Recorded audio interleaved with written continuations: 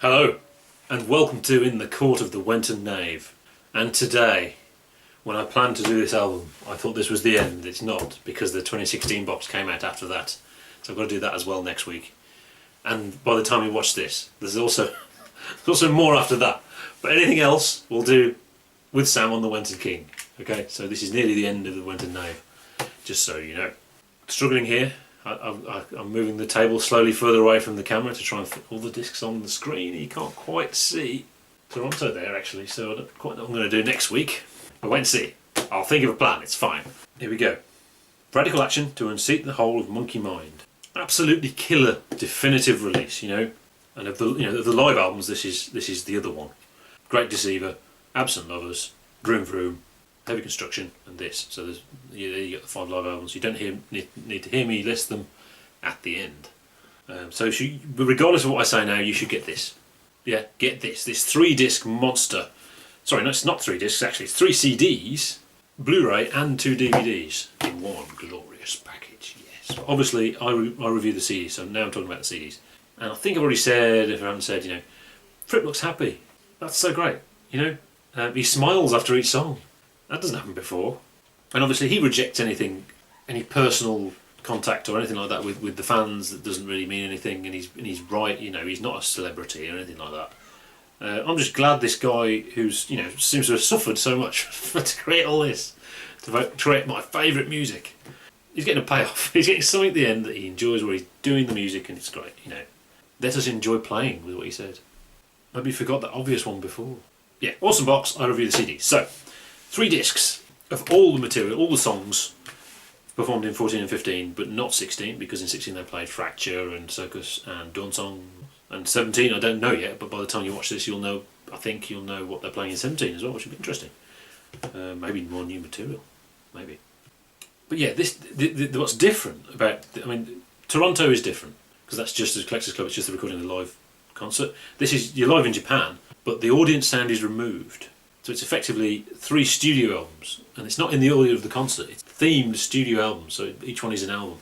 So it's kind of like the studio album of this lineup, because this lineup was built for live performance, not really for making albums. And there are new songs, of course. We've got Suitable Grounds for the Blues and Meltdown and Radical Action, and the drum solos, that's great. The question is, how does this compare to Toronto? So rather than doing the easy route and just saying, yeah, that's the next song, yeah, that's the next song, I've heard that, I'm going to try and compare each song to Toronto, where relevant. Generally it's more slick performances. I wonder if that's to do with the audience. In Japan is a good place to record because the audience are respectful. They go crazy between songs, but they're quiet during songs and they're respectful, and that'll yield a different performance. There might be less punch though than Toronto. It's not completely clean cut that this is better at all. Some things I prefer on Toronto. And obviously this features all the songs like Scarcity Miracles and Talking Drum, Larks 2, Suitable Grounds, which aren't on Toronto. So here we go. I'm going to have to open this up to get the track list, because the track list on the back isn't in the order of the CD concerts, and that's the Blu-rays and the DVDs, so that's the wrong side. You get a funky book in it as well, so it is like a proper box set, but it's all nice and compact, unlike the enormous ones. Here we go. I found the track lists. So disc 1 is called Mainly Metal, so you can guess what that's going to sound like. And the first song is Larks in Aspic Part 1.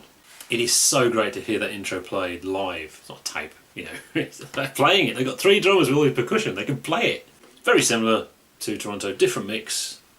I prefer Toronto actually, because Toronto's really in your face. This one's more polite, so some would prefer a more accurate performance of that. For something like Larks 1, I want the noisy in your face stuff, and like live in Guildford, the distorted crazy version of it there. I think Toronto is better. Track 2 is Radical Action to Unseat the Hold of Monkey Mind, a new song. The intro is Jailhouse Rock. Dun, dun. So if put that on for people who know Jailhouse Rock, they get a bit of a shock when it went off in another direction. Into cool Fripp arpeggios, Fallen Angel type stuff, very much Construction of the Light, Power to Believe style, not like electric, but of course you've got flute and you've got 3 drummers, and so it's more acoustic and no electronics, and all this material. The new material is great, the new material is not outstanding, but it's kind of always like that with new Crimson material, so you can't really... Track 3 is Meltdown, and this is a sieg. This siegs from Radical Action into Meltdown. And it's much more of a Construction of Light type track, and of course we get some vocals. We get the first vocals of the evening. You realise there's not much vocals that Jakko doesn't have to actually sing that much. So I suppose he doesn't have to worry about his voice or anything like that. It's also interesting that Jakko doesn't do any announcements at all.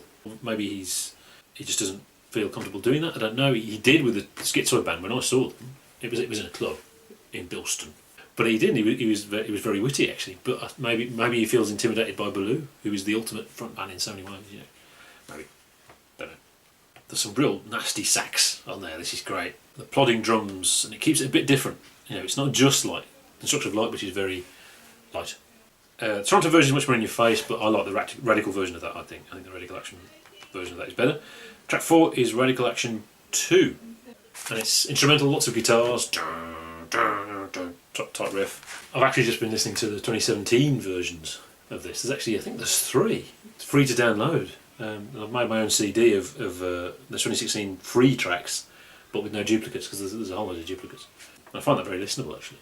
Just letting it play in the order that the disc puts it in from the concert dates actually. But yeah, it's only short. It's only about 2.5 minutes. It's Radical Action 2. But then track 5, we have level 5. Oh yes. In all this, so much of this stuff is from much earlier, and they don't play anything from the 80s for whatever reason. So it's interesting that level 5 is there because there's something definitive about level 5. Definitive Crimson. Man, it's good. I mean, maybe it is the best version. Maybe it gets better with each added drummer. I would think, you know, you miss Adrian Belew's solo. You do, but you get something different. You get the sax, so you know. And it gets really intense towards the end. It's really good. It's level 5. Track 6, something very different. Light of Day, and it must be a bit of a challenge to perform Light of Day because it doesn't have a natural pulse. It's they've got to feel their way through it. But it works really well live, actually. Well, I suppose if it didn't, they wouldn't keep playing it. I think they're still playing it. Welcome addition to the set. It's nice to hear something with substantial soundscapes. Now, there's less soundscapes generally. You know, Fripp is doing more of the dirty guitaring rather than the soundscaping. It's nice to hear that. Evil, scary stuff, really good. Right, track 7 is Hellhounds of Krim, much the same as Toronto and Orpheum as well. Yeah. Track 8 is The Construction of Light. Has Mellotron on it.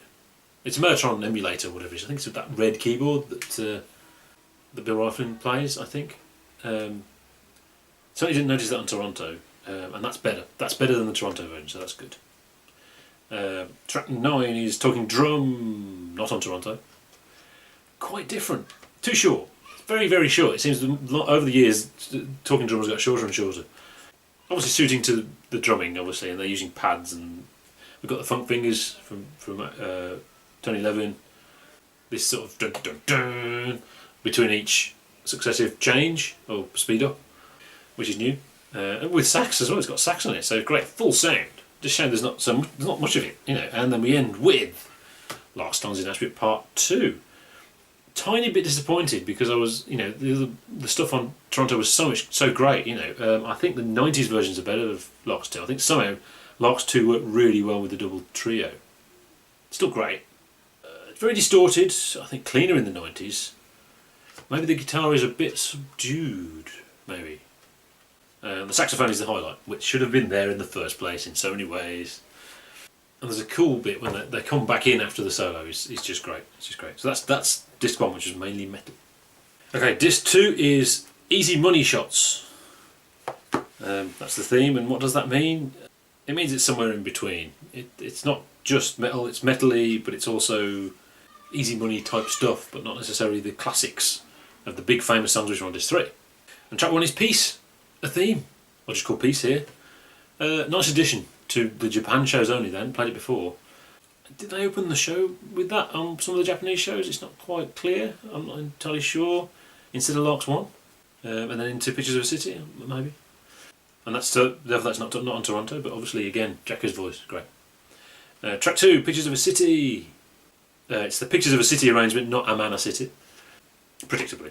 Just the nature of the instrumentation and the recording means this completely blows the 69 version away, and anything up to 72 blows them all away. Controversial. Some people say how dare, but that's how I feel. And Jakko's vocals are perfect for this song, absolutely perfect. It's not epic like Lake, it's not sort of crazy like Boz, it's understated and more jazzy, kind of. And Former Terror Lady was another one he sung in the 21st Century Schizo Man, which just suited his voice perfectly. No disrespect to Boz, of course, who's fantastic. The Toronto version is much more bass heavy and definitely less tight. The middle section is probably more playful in Toronto, but more sort of all over the place. So it depends what you want out of it, really, you know. But it's somehow more Krim in Toronto, I think. This is a more polite version of that one, so maybe. Track 3 is Matchley Legs Bell Hassle. I actually remember this at the concert in Birmingham, the first show in Birmingham Symphony Hall. I was going to say Town Hall, Symphony Hall. Birmingham Symphony Hall is the best concert venue in the world, just so you know. It seems to go as an intro to Easy Money, which is really good. It's the marimba thing, Locks Tongues vibe, you know, yeah. Both of them much the same, both versions, so that's fine. Then we have track 4 is Easy Money. Now the intro is lighter than Toronto, but the middle section is fantastic on here. Absolutely fantastic. Toronto is more generic, it's more like the album version, it sounds like Easy Money. The concert I saw was amazing, and I just wasn't sure in my mind if I'd imagined it when I heard Toronto. I thought there was more going on, and I was right. There was more going on in Birmingham, and there was more going on here. That's a fantastic Easy Money. That's why they put the video out to it, obviously, for free on YouTube. Watch it. If you haven't heard this, watch it. Fripp's seriously in the zone for this. It's some of the best Robert Fripp playing anywhere ever. I'm not exaggerating. It's like just the middle section. It's like some stunning project piece, but somehow it looks to 72 as well. And it's King Crimson. Oh my God, it's absolutely fantastic. Track 5 though is Vroom. Yeah, Vroom. We like Vroom. This is on Toronto, and they didn't play it at the concert I saw, interestingly. Although generally Toronto was a similar set to the one I saw. Perfect for this band, obviously. I love the way Mel Collins, who I've not mentioned yet really, you know, the way he cleverly weaves between the guitars. He doesn't just play over the guitars. He's just fantastic. I mentioned that on the other video, I think. Right. Maybe Vroom is better with the double duo. I don't know whether this version of Vroom is better than Toronto. I'd probably say Radical Action is better. Don't know. The coda's missing. There's no Marine 475. But strangely, it is on the DVD as a bonus. There's some backstage footage which is between the two DVDs and in the middle of the Blu-ray, playing that. But we don't get the footage of them playing it. Maybe that's a different gig and it wasn't the one they filmed or something. I don't know. I haven't read up on it. But yeah, great. Track 6. Suitable Grounds for the Blues. We didn't mention this, strangely, when we did Toronto, that they played this at the concert we saw, but it's not on Toronto. And I remembered it really well from the concert. It's really memorable. It is, the cousin of Prozac Blues, as you'd expect. Vocal part is very usual Jakko stuff, so that makes it very different to Adrian's thing. The sort of ascending sax theme, it's good, it's nothing amazing, but I don't care if it's amazing, I really like it. Track 7, Interlude. What? Interlude? Improvisation. Maybe they call it interlude to take off the pressure and they don't have to think, right, it's the improvisation now, it has to be like Starless and Bible Black, go! Which wouldn't work, obviously, so maybe that's why they call it. But yeah, it's really nice. They didn't do it at the concert I saw, or at Toronto, so that's interesting. Maybe only started doing it later on, or maybe they only started doing it in Japan. I know they did it in 2016, and they'll probably do it in 2017, won't they? Never predict, though, with King Crimson. There's a stick solo, and then the flute comes in, and some subtle marimba and sort of groaning brr sounds. It's really good, and actually I prefer that to the new songs, I think. Because just the sound of this 7-piece playing is just such a the sound is so great of them, in a way. The double duo was kind of lo-fi, the double trio was kind of not very tight. This is, man, what a lineup. And track 8 is The Letters. This again, the forgotten track, the underrated track with the great riff from the forgotten album, actually, that had a reappraisal. So the centrepiece of touring for years and years now, no one's going to forget it now. Perfect for Jakko's voice. Obviously, it's all about the playing, it's a vehicle for Mel Collins. Obviously, with Mel Collins in the band, you have to do something like that. Preferably, and all the rest of it. Brilliant. This version's the best version, so far. Track 9 is Sailor's Tale. It's funny how close it sticks to the original, actually. You think about the very early versions, which are slightly different.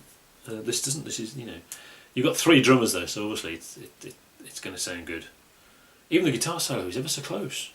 It is improvised, but it's ever so close. The best version of that for me was at the concert, and it was the ending. There was a moment, the fading out of the guitar was something happened in the room kind of thing. It was awesome. It was fantastic. Track 10.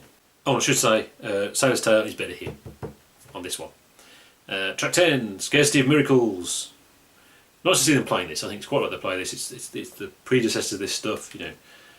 I definitely prefer the album version, but you know, this is great. And the sax intro is particularly good, very good. Great. So that's CD 2. On to disc 3. Disc 3 is Crimson Classics. So unlike disc 2, which was slightly less famous stuff generally, except for maybe Easy Money, this one's got all the famous stuff on it. Crimson Classics. And there is always time for Red. Obviously, track 1 is Red. All 3 drummers going. It's brutal. And obviously, often with drums, it's very difficult to record drums, and it is on here absolutely brutal, and on Toronto as well. But to be there in the concert, quite near to the stage where you can hear the actual acoustic sounds of the drummers, was terrifying. It was so much. Oh my god! Yeah, these versions of Red are great. What they've done with the drumming is just fantastic. Just to do it the same would have been so disappointing. Quite slow tempo, so it's actually the tempo's like the original. So you know that makes space for all the extra drumming, I suppose. And there are saxophone embellishments, little bits of saxophone embellishments, very good. Very similar to Toronto though. Track 2 is One More Red Nightmare, not on Toronto, but is on the Orpheum. This is much better than Orpheum, much more in your face. Orpheum's very gentle by comparison. I know people moan about the mix. I think they're playing it better in 2015. I think the playing is better in 2015 from what I've heard of 2014, maybe. But maybe not as intense as you would expect. It's quite a faithful reproduction of it, actually. There's no brutal head bashing like with Red, you know, none of that. Just very busy drum parts. But again, it suits Jakko's voice perfectly, so it was a great choice to do. Track 3 is Epitaph. For me, that's the one. I still can't quite believe they're playing it. It's not been played since 1969. You know, not even Mark II played it. And they're playing Epitaph. Makes a lot of people happy, and that's cool. You know, that's okay. If they'd done it for the last 40 years, it'd be like, but they haven't. So it's very special. The arrangement is much the same. Jakko takes it easier than the 21st Century Schizoid Band. I think, you know, because it's quite a song, you know, if he's going to tour it. He is older as well. You don't want to push it too far. For me, it's all about the new drum parts. That's the only part that's different, really, with one exception. There's no soundscapes. It is Mellotron, Rieflin on the Mellotron. I don't know if the fans would want it more epic. I'm not bothered. I just like to hear it. I like the fact that I like the differentness. The what do you call it? The bass saxophone stuff from Mel Collins is brilliant and better than the original. Come here. There you go, James. What do you think about Epitaph? Do you think it's a good song? I bought a watch. Oh, you wanted to play this? Yeah.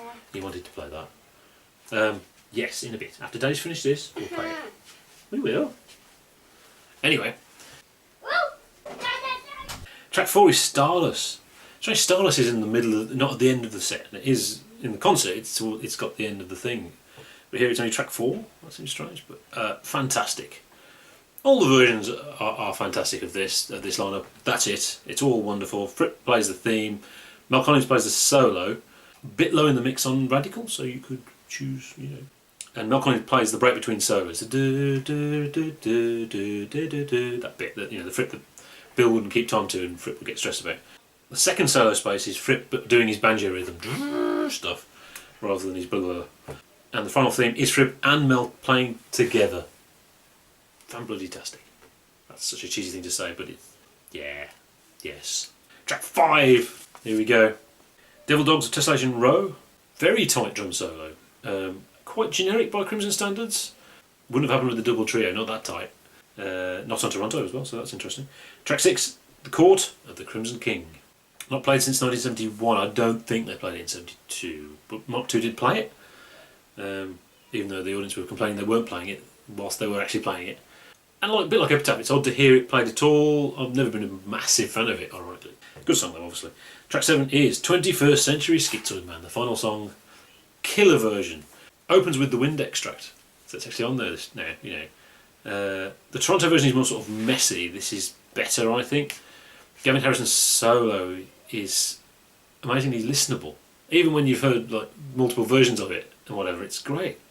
After so many solos. And a concert of drum solos as well, you know. Lots of effects on the vocals, which I think unnecessary to have those effects on the vocals. I want to hear his voice, actually, but maybe they don't agree and it's supposed to be distorted on the original. He's much more suited to sing that song than Belew, though. Belew wasn't really suited to it, which is possibly one of the reasons why they've already played it. So yeah. See you next week.